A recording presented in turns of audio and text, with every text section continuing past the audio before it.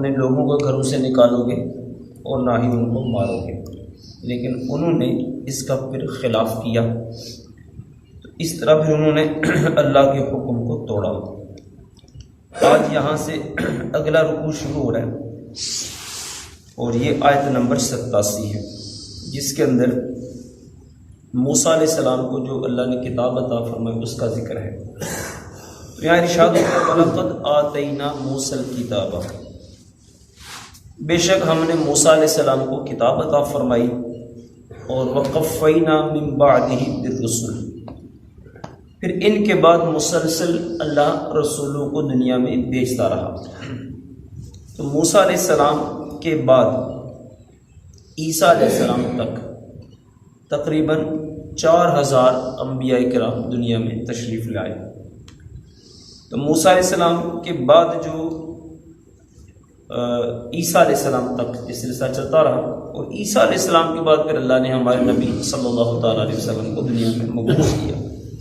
تو پہلے یہاں موسیٰ علیہ السلام کا ذکر ہے، پھر اس کے بعد اب عیسیٰ علیہ السلام کا بیان کیا جا رہا ہے کہ وَآتَيْنَا عِيسَى ابْنَ مَرْيَمَ الْبَيِّنَاتِ وَأَيَّدْنَاهُ بِرُوحِ الْقُدُسِ، پھر ہم نے موسیٰ علیہ السلام کے بعد عیسیٰ علیہ السلام کو بھی کھلی نشانیاں عطا فرمائی، اور ہم نے ان کی پاک روح کے ساتھ مدد کی۔ تو عیسیٰ علیہ السلام کی کھلی نشانیاں کون کون سی تھی، ان کا ذکر قرآن میں بعض جگہوں پر بھی ہے۔ ایک تو یہ ہے کہ آپ جو بندہ مادر ذات یعنی پیدائشی اندھے ہوتے تھے، آپ ان کو ٹھیک کرتے تھے۔ جن کو کوڑی کا مرض لگ جاتا ہے، جسم پر وہ نشان پڑ جاتا ہے سفید سفید، یا آپ ان کو ٹھیک کیا کرتے تھے۔ اس طرح مختلف قسم کے جو بیمار ہوتے ہیں ان کو شفا بھی عطا کیا کرتے ہیں۔ یہ عیسیٰ علیہ السلام کے کچھ معجزات ہیں، اور پھر ان کی یہ کہا جا رہا ہے روح قدس کے ساتھ ان کی مدد کی۔ تو روح قدس کہتے ہیں جبرائیل علیہ السلام، چونکہ جبرائیل علیہ السلام یہ انبیاء پر وحی لے کر آتے تھے۔ زیادہ تر جو وحی ہے وہ تو عیسیٰ جبرائیل علیہ السلام ہی لے کر آتے تھے، لیکن کچھ لوگوں پر، کچھ انبیاء پر دوسرے فرشتے جیسے اسرافیل علیہ السلام وہ بھی وحی لے کر آئے، اور ہمارے آقا صلی اللہ تعالیٰ علیہ وسلم پر بھی شروع میں اسرافیل کچھ ٹائم وحی لے کر آئے ہیں، لیکن زیادہ تر جو ہے وہ جبرائیل ہی وحی لے کر آتے تھے۔ یہ روح قدس یہاں ان کا ذکر ہے۔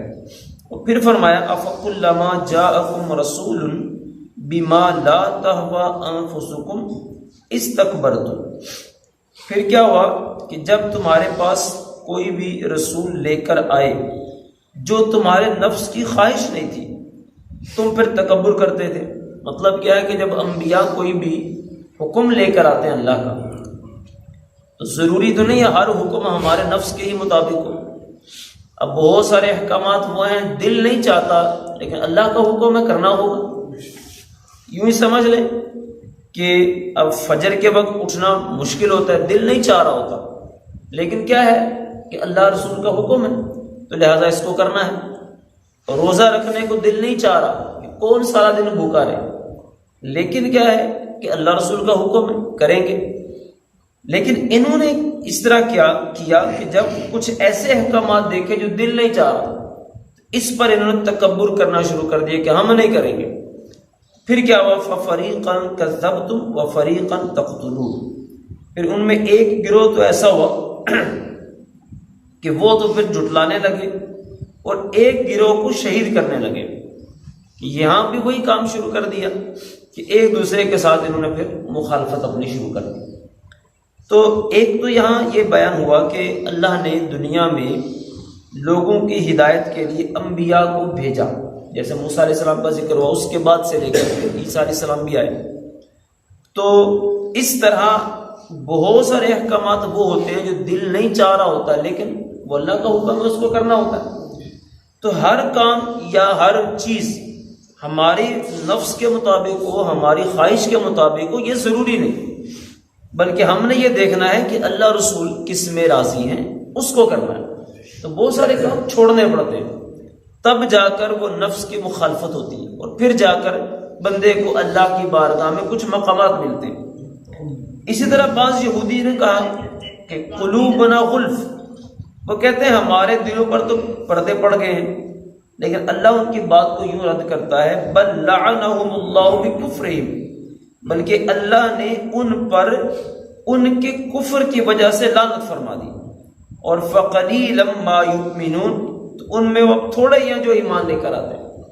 تو جیسے پہلے بھی ہمارا یہ ذکر گزرا تھا کہ جو اطاعت گزار ہیں، جو فرما بردار ہیں، جو اہل ایمان ہیں، وہ ہر دور میں تھوڑے ہی نظر آتے ہیں۔ تو یہاں بھی اسی طرح کا ذکر گزرا ہے کہ بہت سارے تو ایسا ہو گیا ان پر اللہ کی لعنت پڑ گئی، اور لعنت پڑنے کی وجہ کیا بنی؟ ان کا کفر۔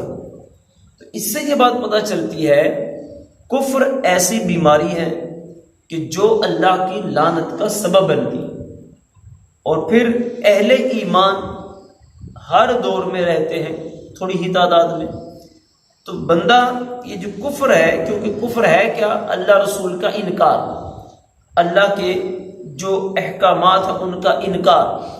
خاص طور پر ایک مسئلہ ہے کہ کسی بھی حرام چیز کو، جو حرام قطعی ہوتی ہے، اس کو حلال سمجھنا بھی کفر ہے۔